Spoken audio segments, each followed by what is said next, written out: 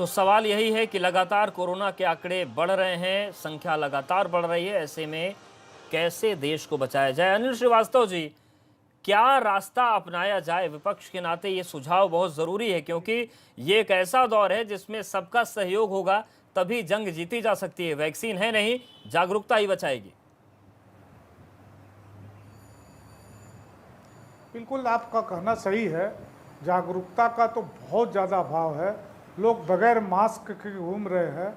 Social जो physical distancing है उसको मेंटेन नहीं कर रहे हैं।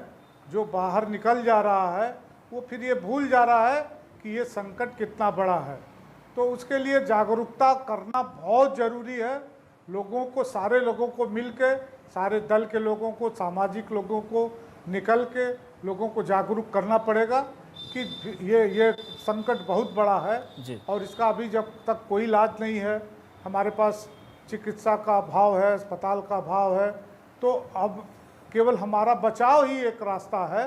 तो उस बचाव के दिशा में तो काम करना पड़ेगा, क्योंकि अब ये संक्रमण तो हमारे कंट्रोल से बाहर हो चुका है। अब लॉकडाउन करने से भी ये हल होने वाला नहीं है। चलिए, ये एक महत्वपूर्ण बात है। डॉक्टर रमा जी, एक छोटा सा जवाब आपका चाहते हैं। बहुत गिर गई है जो स्थिति इस वक्त है, क्या ये कम्युनिटी स्प्रेड है, माना जा सकता है इसको? यस, हाँ, बिल्कुल, ये कम्युनिटी स्प्रेड तो है ही। बिल्कुल कम्युनिटी क्योंकि आप देख लीजिए, शहरों में, गाँव में मेरे ख्याल से तो 60% जनता ऐसी है जिन्हें कोरोना का कोई डर ही नहीं है। वो किसी नियम का पालन नहीं कर रहे, कोई मास्क नहीं लगा रहे। सड़कों पे अगर खास करके आप शहर से गांव की तरफ कभी जाइए तो देखिए, उसमें 25-30% लोग तो बिल्कुल। शबनम जी, के चेहरे पे होता हालात ही नहीं जब कम्युनिटी बिल्कुल स्प्रेड पास जैसे हैं, बात कर रहे तो क्या उस दौर में लगता है कि एक बार अनलॉक पर फिर से सोचने की जरूरत है?